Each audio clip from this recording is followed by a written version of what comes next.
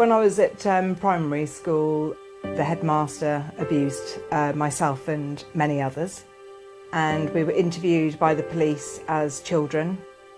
The headmaster left, never heard anything else. Then, out of the blue in February 2015, got a Facebook message from an old primary school friend. It was a bit of a sledgehammer, shall we say. Approximately 85,000 women across England and Wales have been raped each year, and 12,000 men.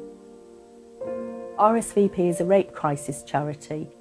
We support people across the whole of Birmingham and Solihull. Some of the communities that we serve are the LGBT community, disabled survivors, refugees and asylum seekers, children, adults who've been affected by any form of sexual trauma.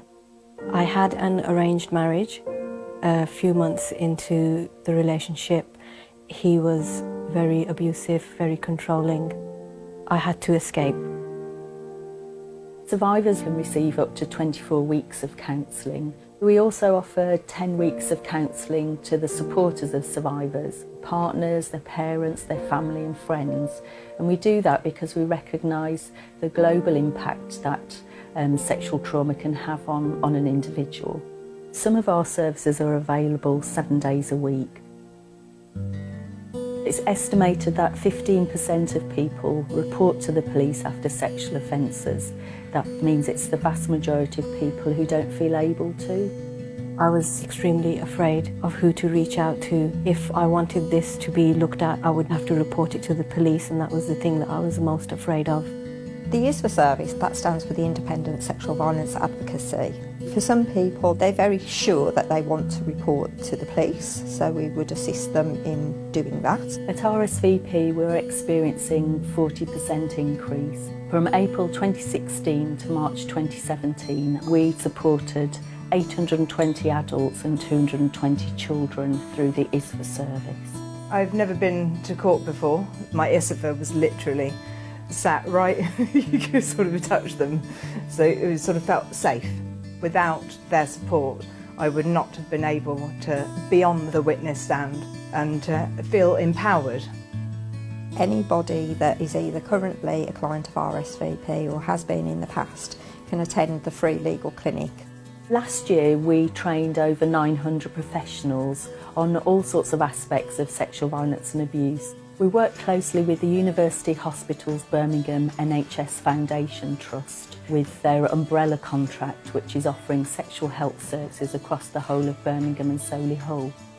RSVP have been key in encouraging us to understand what it's like to sit in the other seat in that consultation room. And I think that type of training, where they clearly understand from a survivor's viewpoint, has been very important for our service. The West Midlands Police Crime Commissioner is one of our funders. We work very closely with them. Having a partnership with people like RSVP gives us an opportunity to work with the real experts on the ground. On our Victims Commission, they've been helping form and shape some of the other victims' work that we do right across the West Midlands.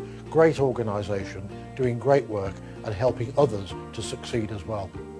It was so refreshing to know that there are people who will support you regardless of wherever you're from. It was the best decision I ever made. I feel very fortunate I was able to have my say on the witness stand and to finally be believed and not judged was priceless.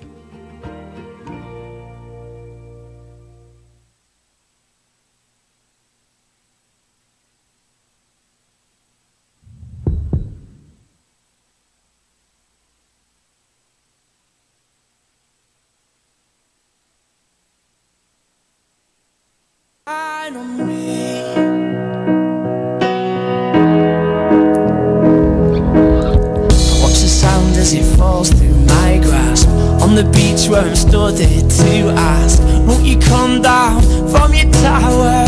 I'll wait through storms and showers. I'm a wreck that you can salvage. It's cold but the sun always comes out with you, and I've got to be sure that it's true. I'm at the bottom of your wall and your cliffs are standing tall, and you're up there in your lighthouse while I'm down here on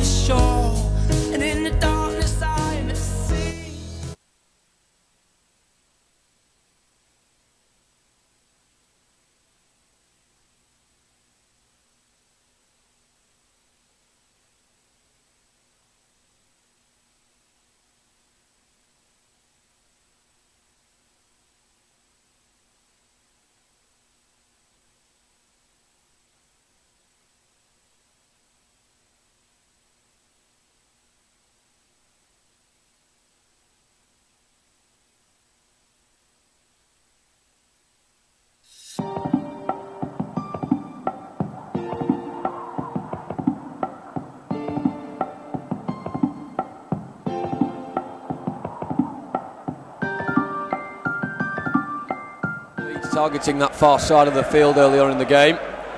As Leeds try and just play it through the Firs now on the ground with Click in the centre circle. Nice swept ball towards the near side. The underlap run from Alioski is found by Harrison. Alioski in the area, tried to square it, but Dean came across. Really good covering, but you have to say Mahoney there had to be a bit more on his toes in covering Alioski. Have to put 2 or 3 passes in around the back 4 area. Pedersen with a throw to Jukovic, who controls it fantastically on his chest and moves it back as well. Blues doing better on that occasion. Adams now finding Magoma, tight to the left touchline, skip past Ayling, doing well to get to the edge of the box, and then is he fouled by Janssen. Corner given by Mike Dean. Yeah, I don't think it was a foul, but the best bit of play by Blues. They kept the ball. Lucas first of all found Magoma into Shea. They kept the ball for a few seconds. Suddenly Magoma, and I think Magoma's got the beating of Ayling 1v1. He's just got to get in faced up and attack him really. Don't think Ayling's the best defender in the league, so that was good movement, and now we've got a corner which we've done quite well on this season. Blues first. But instead of giving it away, they kept it a little bit more then. He's still waiting to take this throw on halfway. Will do now. Jukovic will flick it on with a deft header, and Adams has got him behind, but he's fouled his man, and he loops it over the keeper anyway. It won't count, but it certainly seemed like a minor touch there on Janssen. Yeah, I've seen a lot worse than that, wasn't it? I think it was against Phillips, wasn't it? I think, yeah. And you see them given. You know, I think he had a little bit of a tug, if I'm honest, but where Phillips brings it down beautifully and finds Janssen. And Leeds will start again. Click on the near side, looks to just rake it high towards the far side. Ayling controls it well out of the sky and then cuts it on the left boot where he'll put the ball in, and Bamford's there and he's hit the post. What an opportunity.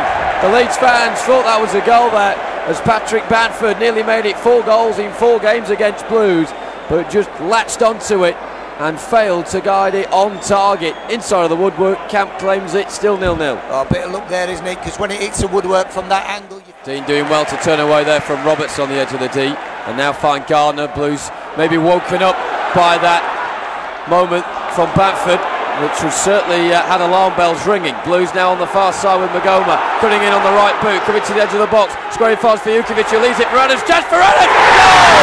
Oh, brilliant from Che Adams! Back on the score sheet, and once again it's against Leeds United. Leeds so close at one end a minute ago, but at the other, ruthless there from Che Adams to fire it past Casilla, and Blues are in front after 29 minutes. Blues 1, Leeds 0. How often do you see one team at one end miss an opportunity and hit the post, and within a minute the other team scored? Real good play by Blues. Don't know who it was who let it through his legs, but let it through his legs for Shea. Struck it really well though, you know, to get that much. Quite sure what for, but anyway, he's the first name in Mike Dean's notebook this afternoon. Ball currently being headed forward by Gardner, and it's glanced on for Adams, onside, chance for him, cuts into his right boot and just couldn't quite get the shot away the way he would have liked. In the end, just toe pegging it straight at Casilla. Centre circle just to buy himself a bit of room, and then get the ball back from Hernandez. He's got it now, the Spaniard, towards the far side it goes. Ayling brings it down well, level the box, tries to get a cross in, blocked by Pedersen, who will fight for the second ball, but Ayling will win it and move it back for Click. We're into 1 minute of added time here at the end of the first half, and Click's got in behind Magoma. Danger here as he loops it into the middle. Good defending by Colin, but it drops for Alioski, who fires it wide. Not a great angle for a shot on the left side of the box there, Alioski, and not an awful lot of goal to aim at, but it's gone wide, and you have to credit Colin just before that for easing Harrison out of the way. Yeah, just a bit of a danger moment, which didn't need to be really. We made a bit of an ash of all that over there, didn't we? Pedersen and Magoma really should have done better with the ball and allowed them to cross, hasn't he? He's got that energy in midfield, he's got that ability to win ball, but what he does better than the others in there is he can pass it as well. Well, David Davis certainly getting better and better the mix, where Pedersen heads clear to halfway. Now Adams brings it down nicely, and Jukovic is in loads of room, and it's been found as well. Has he got the legs to get away from Cooper? Big chance for Jukovic, forced wide, and the keeper saved it. And you just feel if there was more vigour on the pass from Adams, it would have made life a lot easier for Jukovic. Yeah, just never got the pace, though, has he, Lucas? Lucas has done everything he could do there. He's managed to get hold of the ball, he's kept the defender away, he's got his shot off, we each the target, and you hold your hands up to the keeper. But we wishing it was Shea Adams going in and Lucas playing the pass. Just to allow Alioski to get forwards, but he's not seen much of the ball at the moment. And one thing that I'm impressed by with Blues. It's just two central midfielders, yet they're able to fill so much space. As Clifton Bell, one of them now, slams into the tackle with Phillips and holds his knee at the end of it as well. As Leeds get possession, and Clifton Bell's injured. Yeah, his hands up, and we're short now, aren't we? I think. And now they're through on the right side with Dallas. Bamford in the middle, he's found, and it's over. Big chance for Bamford, and he's blown it. Goal kick, Blues. Huge moment. Yeah, that looks awful. I'm not bothered about that. Clifton Bell looks in a real agony here. He slid in there. I thought he was one of those 50-50s that could have gone either way, and he's been badly hurt. Well, Blues here look as though they're going to have to change both central midfielders, and no Craig Gardner on the bench today. I was a little bit surprised about that, really. I know he got David Davies on there, but I thought he could have left one of the wider players off and gone with Craig. You know, if you're 1-up with 10 minutes to go, it's somebody like Craig you need on the pitch who can keep the ball. Looking at Blues' options here on the bench: Roberts, Vassell, Maratti, Hotter and Harding. See, did you need Maratta and Otter on the bench? You know, I just think, especially as you've got Vassell on there, I just think, you know, you may have been better going with another midfield player, because David Davies could go wide in any area, so you've got players in the middle who can go out wide. So I mean, the change he would have to make in there, he's anybody's guess really, but stretcher needed for but you knew straight away for Clifton Bell. Straight away his hand came up and he was shaking straight away you knew it was a bad one. Wholehearted tackle, wasn't it, from Clifton Bell with Phillips, and Phillips has gone over now, to his credit. Yeah, he's been caught, hasn't he? That happens though, you know, tackles like that, full-blooded, the caught. We saw one earlier where Cooper went in on Clifton Bell, and I think Mikel thought that one was a little bit naughty, but that one he's been hurt, and these things happen, but that's a big blow for Blues. Well, you just thought, as Clifton Bell was charging forward there, did well to intercept and win it in the first place, but just didn't have it under control, did he, as he was driving forward, and that heavy touch allowed Phillips to come in, slide and win the ball, and I think Clifton Bell may have just twisted his knee as they made contact with his boot in the ground. Yeah, it's interesting to see what they're going to do now. I don't think they've got anybody ready yet. It's a big call, this, you know. Slow, and no one really intent on closing that space down. As Click has it in the centre circle with room to aim at. Goes to the left-hand side, and Alioski. He will fire in the cross. Wastes no time at all there. It's gone all the way through for Roberts, right side of the area, up against Magoma, who slips as it's put into the box. Good save by Camp. Header by Bamford. And Camp just pushed it round the post as Bamford looked certain to score. Well, you've got to level that at McGorman, haven't you? Complete air kick shot with his kick, straight through to Tyler Roberts. Great crossing, looking penalty spot and going straight down the pitch. Hotter, first involvement, floats it towards the back post. It's headed back up into the middle where the heads are going up, but Leeds have got the more superior figures in there on that occasion. Pedersen then fires it back. Adams controls well, back to goal, 25 yards out. Gets a look in ricochet. Adams with a chance, saved by the keeper. By his legs in the end. Adams did so well to brush the man off behind him, Phillips, but just couldn't find the corner. How big a moment will that be? Harding on the right hand side now, skipping away from Clark. Great pace from Harding. Alioski coming across, trying to stop Harding, who unfortunately can't carry on. It's a goal kick, but big chance for Adams. Casilla made two good saves, one early in the half from Lucas Jukovic, and that's a good save. Really deep in there, they forced us back really. You've got to credit Leeds, but good pass by Hotter, left side of the box. Adams will shoot. Good save by the keeper, straight at him, but he was able to palm it away. Now Davis hesitates. Morrison on the turn will slam one. That's blocked by Janssen. Better from Blues, getting shots away there. That makes it even more frustrating, the Adams one in the first half, doesn't it? Because he was in a far better position on his left foot in the first half than he was then. He's hit that. Nice height for the keeper, but it just shows. Well, Blues deep on the edge of their own box right now as Clark has it, 15 yards inside the Blues half. Great tackle by Magoma, and now we need a race forward. Can we cap this off here as Magoma using every bit of energy he's got left to get into the box? Good tackle from Phillips though. Alioski there also, and Leeds could come forward. Fantastic stuff so far from Blues defensively, and Davis comes all the way out to try and win possession, and we'll have it now. Davis up against Phillips, skies past him, left hand side. Magoma going up as well. Adams another option as Davis will go into the box and use his strength and drill it on the angle. Saved by the keeper. Should he have gone to the corner flag though? Should he have gone to that? Poor decision Phillips to the far side. Janssen guides the header into the middle. Good header away by Morrison. Not long left here as Colin turns and clears. Good lofted clearance from him. That's going to take a while to drop. But what he's done is put it out of play. Well, fans saying that time is up. It's not yet. There's about 20 seconds to go.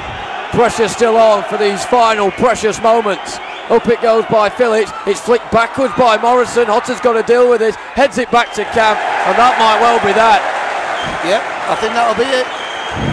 By the time Camp gets up, that'll be it. He's on the floor. He ain't moving far. Well, the ball's been thrown onto the pitch. Ayling's running back into his own half to clear away. Well, it is Grand National Day, and Blues have been at the races right from minute one, and we've managed to get all 3 points against Leeds United for the second time this season.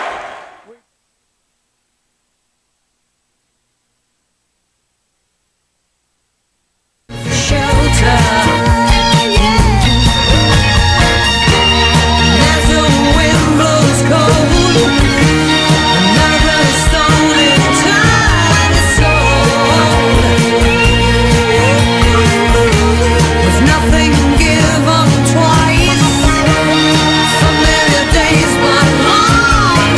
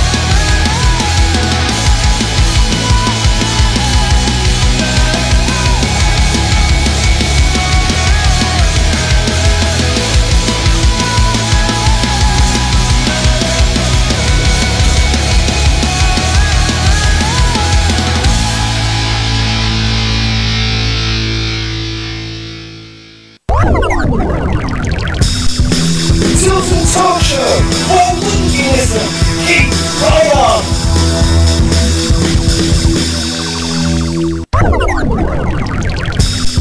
The Tilton Talk Show. Your views, your opinions, by the fans, for the fans.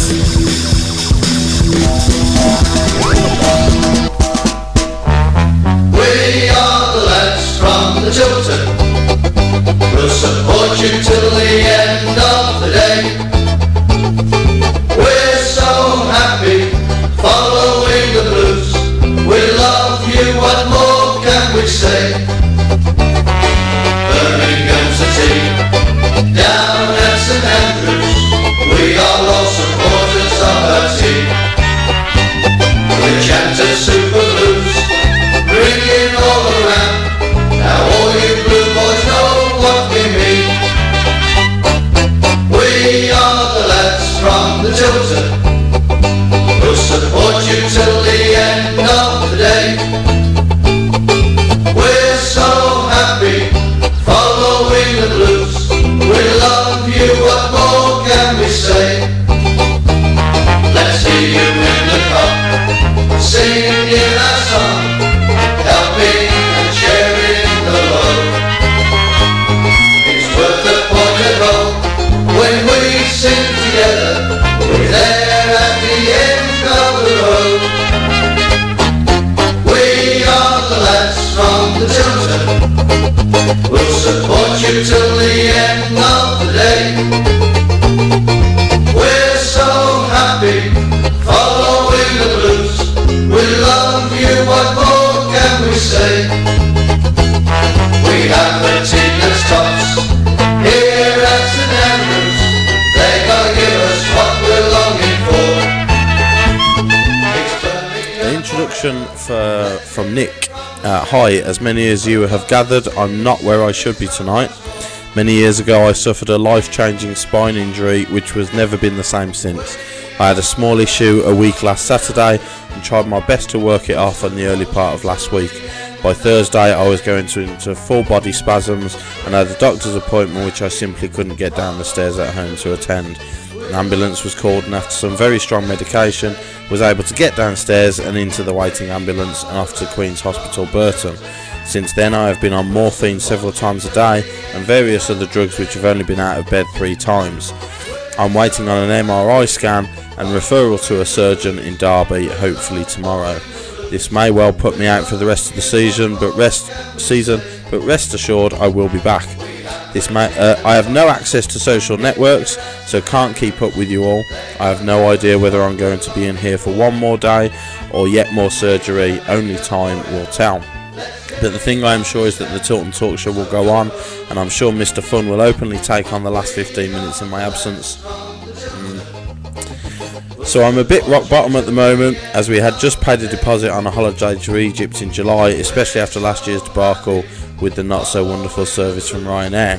If any of you have private messaged me, please accept my apologies for not answering yet, but I promise to do so once I get out of here. I will miss Monday nights more than any of you can imagine, as it's such an important and integral part of my life.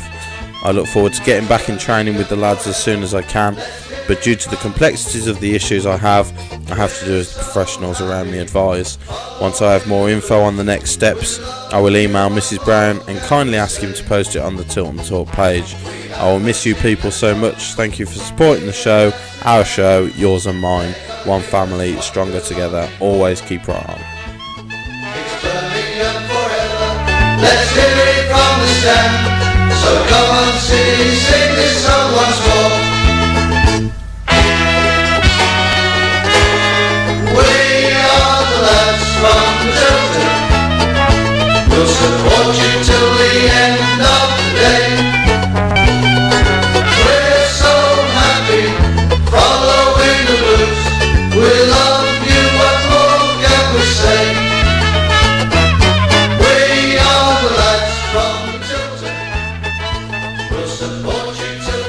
Well, good evening and welcome to the Tilton Talk Show.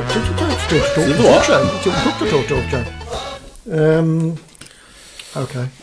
I'm not used to hearing my own voice, you see, so... Yeah. Should we get straight into the game on Saturday? Thoughts, gentlemen, please. Should we let our guest Paul Hipkiss I think so, yes. take the lead? Sorry, yeah, I guess Paul Hipkiss. Happy hat-trick show, Paul. Thank you very much. Good to have you back. Thank you. So, yeah, I thought Saturday, obviously, I did have my concerns before the whistle was blown, obviously, to start the game, after with the team selection and the previous 5 games to that. I thought, you know, for me personally, I wanted to see Hotter back in the team and the Diamond back in midfield, because I thought we were creating more when we were doing that. Obviously, take the first half at QPR. I know we were conceding a few as well, but for me, you know, I just wanted to see us change something. But obviously, persistence pays off, and he stuck with it, and in the end, we come out victorious. So I did think, obviously, when Leeds hit the post, it's our day today. You know, and it was a fantastic goal by Shay Adams. Really, what a finish! I mean, the way he took it. What you come to expect of him, isn't it? Yeah, really? and the build up from Magoma down the left, and the ball into Djukovic, and the way he sort of nutmegged it straight to Shay, and the way he took it out of his feet and just absolutely levered it into the bottom corner was fantastic to see. And yeah, I was delighted at the final whistle when we finally got that win that we've been craving for a little while. Yeah, I think, you know, you mentioned it there, whether we go to stick to what we've been doing or, you know, revert back to that Diamond, bringing Hotter in possibly. But I think the way he probably looked at it, we were pretty resolute at Preston. We were unlucky to concede in the last minute there. And actually, the Albion game, we just mentioned before we came on, I think it was more individual errors that lost us that game rather than system or setup or personnel. So actually, Monkey's what you can say about him, which he's shown in the 12 months he's been in now, is that he's very loyal and he's very trustworthy. And he trusts those players, those individuals that were out there on you know, on Saturday. And it paid off. It worked. Absolutely. We were resolute and we were dogged, and we had to you know, rally a little bit against a bit of an onslaught, especially in that second half at periods. But the biggest credit I could give them is that we had far more clear-cut chances than they did. Like you say, that Bamford one in the first half where he hit the post, just got in front of Camp. But his header, which Camp saved, was the only shot they had on target, I think, in the whole game. So credit the players, credit the energy levels. You know, losing Gardner at half time, and then obviously Kieftenbeld early on in the second half. You know, it could have thrown us, could have thrown the way we played. Collan starting at right back, moving into midfield. Big plus point for him. You know, showed great energy and versatility to shift around. Very, very good performance overall, and I thought fully worthy of the 3 points, actually. And another clean sheet by Supercamp. And the back four was solid as well. You know, you were defending from the front. You know, like you said, I think you said Pedersen. I think I would have given it Collan. You know, so both fullbacks were exceptional. You know, the two centre halves were strong when they needed to be. But you know, even Djukovic and Adams closing. You know, Adams closed a cross down in the 93rd minute, I think it was. You know, really working hard, and obviously when you needed him most in that. In the forward area, he took his goal really, really well in the first half. He's got a good unity amongst that squad, and even in the games that we've lost, majority of them this season, you know, we haven't deserved to lose them. You know, I mean, I think there's a couple that do stick in my mind where probably we weren't the best team and we deserved to get what we got. But overall, over the course of all the games we played so far, I would say, you know, the consistency level has been good. Performances have been good, and I'm talking even in games we've lost. Some of the games that we've lost, obviously Preston sticks out. And, you know, I think even Albion was away, you know, the overall performance wasn't woeful. No, you know, it was individual defensive mistakes that cost us the game. But you know, the overall performance, I thought we were worthy of something from it. So. And there's so many games where we've been the better team and drew, like Swansea away. You know, that was frustrating. That Norwich last at home minute, in the last kick of the game, and you know, so when you look back over the whole season. You know, Forest away was another one as well. So you know, we have been pretty good consistently all season. I think obviously the 5 games prior to Saturday, I've noticed he's swapped Morrison and Dean over. He's got Dean on the right side, and Morrison on the left. And we have seemed to leak a few goals since he's done that. When Beattie came in, he mentioned about Dean's groin, didn't he? So that's definitely you can see it. You can see it when Dean's running. You know, he does look a a little bit more laboured than he has done all season. But you know, fair play to him, because it'd be easy to say, look, I can't play anymore. Do you know what I mean?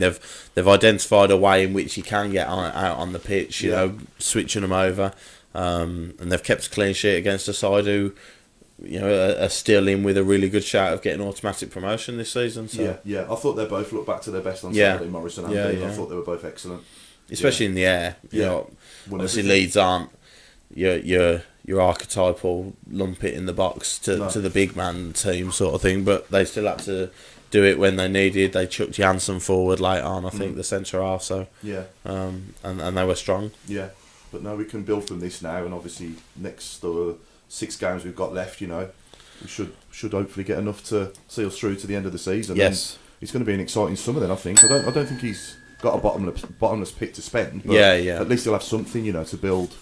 You know, most certainly, some sort of a squad. You know. Yeah. I thought I'd lost my donga then. Okay, so I'll just read off a couple.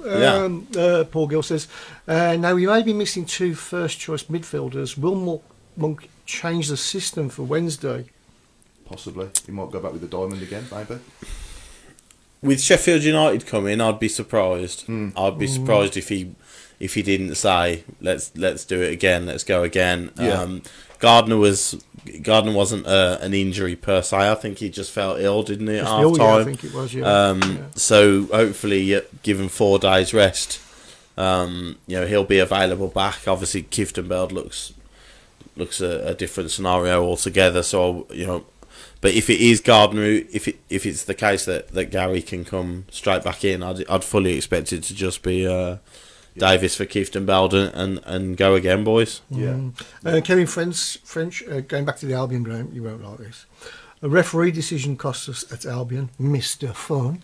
It's a very interesting opinion, Kevin French. And Jez says Mike Dean was spot on the weekend. Yeah, he was excellent. We made this, you know, Paul said that he wanted to bring this up, and it was something I wanted to bring up as well, actually. We've had some stinkers this season, some shocking referees, and there are some poor referees in the Championship. Yeah, and I think it only takes, you know, sometimes you only realise what you've got. Premier League team, Neil Warnock. I understand why he wasn't happy after that Cardiff Chelsea game, because you know that decision has cost him.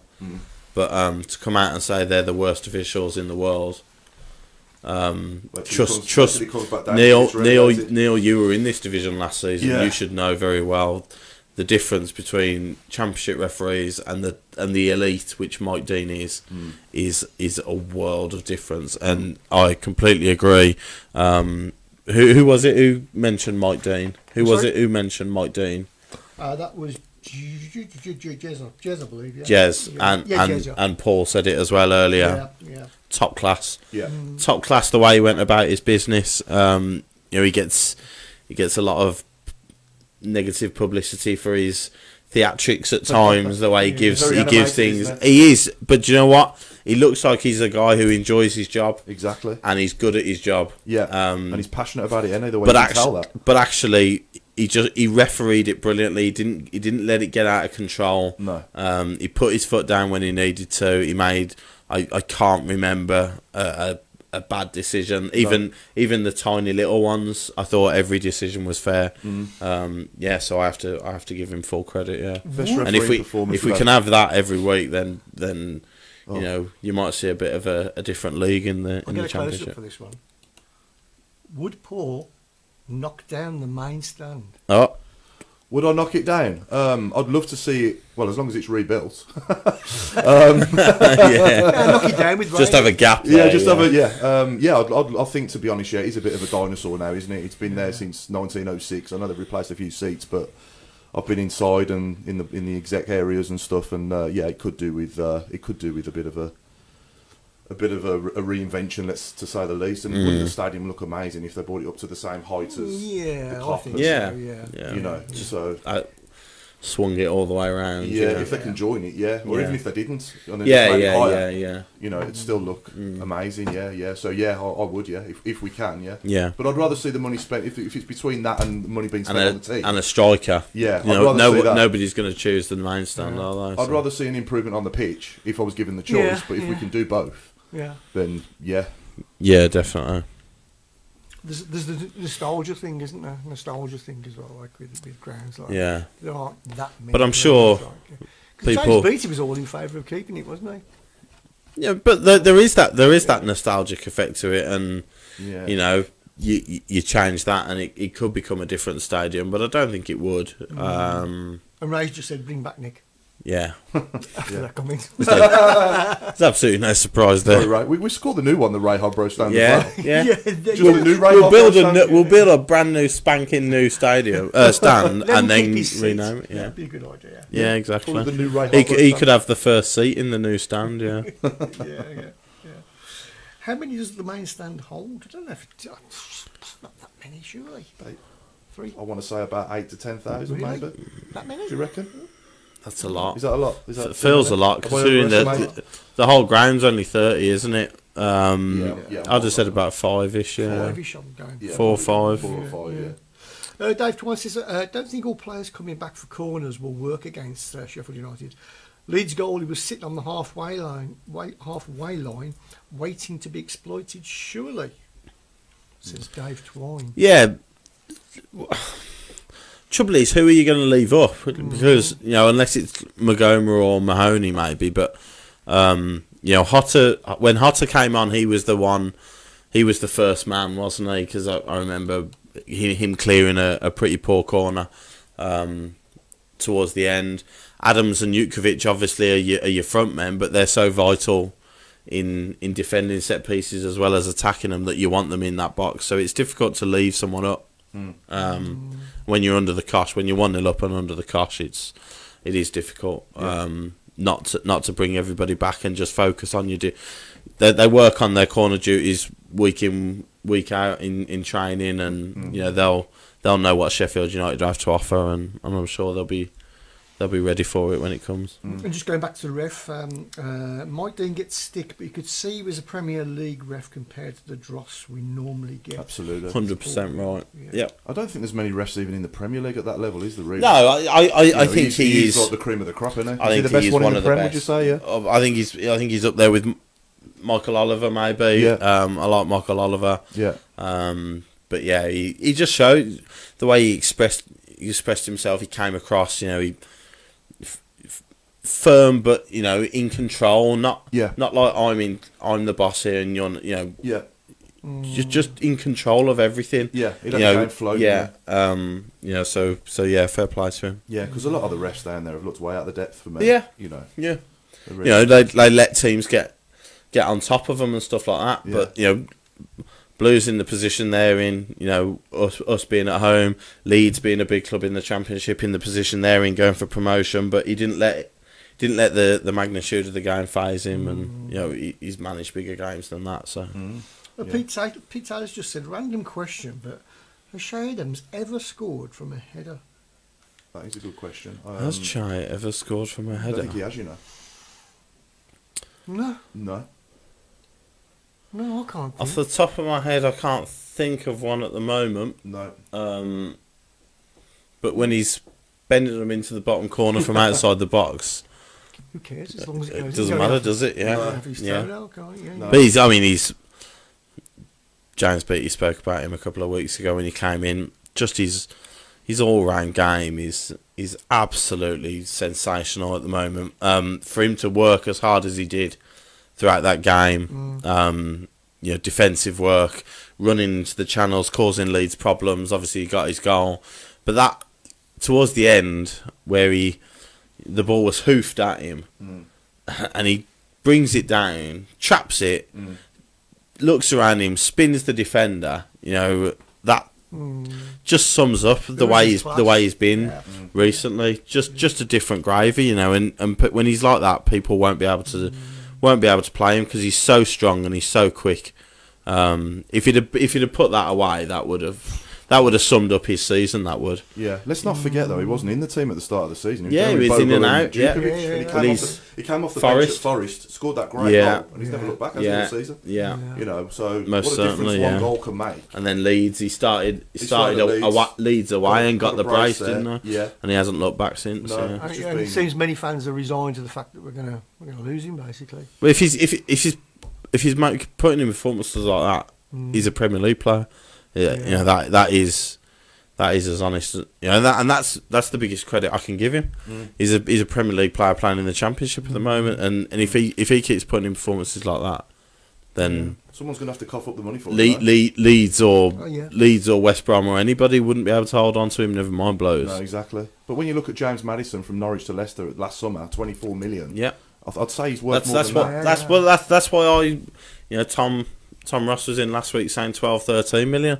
No, you are totally undervaluing our player in today's modern market. You know, where, like you said, James Maddison has one good season at Norwich, and he goes for over 20 million. You've got to value an English striker who's 22. Yeah, 22, 23, 22, young English striker, rapid, strong, getting better and better. Over 20 goals in the Championship. You have got to be looking 20 million at least. I mean, I think you have to. I think Maddison's a very good player, by the way. But when he went for 24 million, he was unproven in the Premier League, like Shea Adams. You know, so he has to be. But it's his age. It's his age, and it's the English premium that English players have. Yeah, you know that you add that, you add all of that onto your value. But he doesn't. For me, if I was Shea Adams, I'd rather stay at Blues and play every week and, you know, bang the goals in next season than say go to a Southampton or a Burnley and maybe battle relegation. Yeah. If someone like Everton's interested in me, then that's a different Everton, Wolves, Watford, someone like that where you're going to get chances. I actually looked at off scraps on up front on your own playing for Southampton. That's no fun, is it? I actually looked at Watford yesterday. You know, obviously in the cup semi-final, and I watched Deeney. And you know, he was I did thoroughly enjoy it. But I watched Deeney and the way he plays, and I thought, you know, Deeney's not getting any younger. If they're serious, there's a ready-made replacement for Troy Deeney in Adams. You know, and you could have him for 10 years then. Yeah. Swap him with some money. Unfortunately, it's a very short career, isn't it? You know, what I mean? So you're going to go with the money. Is, you know, but you're going to go and you're going to go where you're noticed as well. You know, obviously you're noticed in the Championship, but everyone in the world watches the Premier League. Absolutely. Yeah, exactly. You can't begrudge him for moving to, say, I mean, even if he does go, you're probably talking double the wages to go to Southampton. Yeah, of course, yeah. But as the player, if it was me, I wouldn't want to be feeding off scraps. Well, I think Chris Wood went to Burnley, didn't he, for 15-ish million, I think. So even, you know, 18, something like that, wasn't it? But, so you know, these clubs in the Premier League have got the capability now with the TV money to pay. Even the clubs who are fighting relegation, they've got the ability to pay 20 million for players now. Yeah, if it really means it's something to them. So, but I have to look at Sam Gallagher as well at Southampton, because I liked him last season. I thought he was mobile, potential. Finishing was good at times. You know, and he had that little good purple patch in January. And I would have loved to have seen him stay with us this season as a striker. Not a left winger. Steve. Yeah, so not as a left winger, as a striker. And I'm not saying, you know, Djukovic has been fantastic all, you know, most of the season. He's done a great job. You know what you're getting with Duke. But I do think Gallagher and Adams. It could be a big. It could have. I mean, it's all hindsight now, but it could have worked out better for us. Yeah, they could both be on 22 goals now. You know, potentially. Yeah. You know, with James Beattie working with Gallagher, you know, as well. He could have turned him into another goal machine for us. And Mag's had a better game as well, apparently. He did, he did. He played well. Well, he showed every reason why Monk picks him week in, week out, and that's his defensive work. You know, he helped out Collan, he helped out Pedersen, whichever side he was on. You know, and actually, the goal come from his. You know, we don't see that enough from Magoma. No. That, you know, sometimes he runs up players and you know he doesn't look confident as though he's going to beat them, but actually when he picks up the ball there, especially on the left, and he can cut inside or he can go out, he cuts inside, he can create goals like that. He got I think he scored you know, a really good goal from that position at some point this season. I can't remember who it was against now. Was it against Stoke? Yes, Stoke. That was it. Yeah, So that was just for you know, in a similar sort of position, picking the ball up on that left hand side and moving inside. Yeah. And obviously this time around he's picked it up, found half a yard and played it inside, and we've got the goal from that. But yeah, he was very resolute, and he was very committed to helping out the full-backs, whichever side he was on. And there's been a few comments regarding Shane, and a lot of people are saying cash in at 20 million. That we should cash in if we get 20 million. The thing is, and give them the main stand as well. the reality as well, you know, I'm saying you should be asking 20 million. That's the sort of figure you should be looking at. What you aren't going to get is 30 million for a Championship player. So actually, yeah, if you're asking 20 odd million and that comes in, then you would be mad not to take it. You'd be insane not to take it, because even with today's market, 20 odd million, you can bring in 3 or 4 very, very good Championship players, and you know, the strength in depth that we haven't had all season, you can sort of try and work with that and manoeuvre it a little bit. I'd love to see Monk, you know, with the shackles off, to do that as well. Yeah, definitely. Because I think he's brought some really good players in for, you know, with his hands tied behind his back, really. Like the Gardner, and I know Pedersen was a couple of million, but Gardner and Mahoney, a lot like Mahoney, and, you know. Mahoney's set pieces are he seems to be a getting big better plus and better, point for us. You know, we look a threat from them. He's keeping Hotter out of the team, isn't he? Yeah, exactly. Yeah, that's credit to give him. Yeah. Somebody did comment. I've lost it now, but they were saying that you know, when he does cut inside, he scares the hell out of teams, but he just doesn't do it enough. We don't see it enough from him. I don't know whether it's a confidence issue or whether it's, you know, worried about the fact that if he loses it, he's got to get back into shape and position, or, you know, he leaves us a little bit open or not. I don't know, but yeah, when he does pick it up in that position, you know, he is a big threat, because he can go either way, and he's got a wicked shot with his right foot. If he cuts inside, if he goes outside on his left foot, he can buy free kicks or get into a crossing position. Yeah. So yeah, he is definitely a threat. It's just when he picks up the ball and carries it, at times you think he doesn't look like he's going to beat his man, and you know, it looks a little bit laboured at times. But when he does that, it looks a bit worn out, says Pete Taylor. Yeah.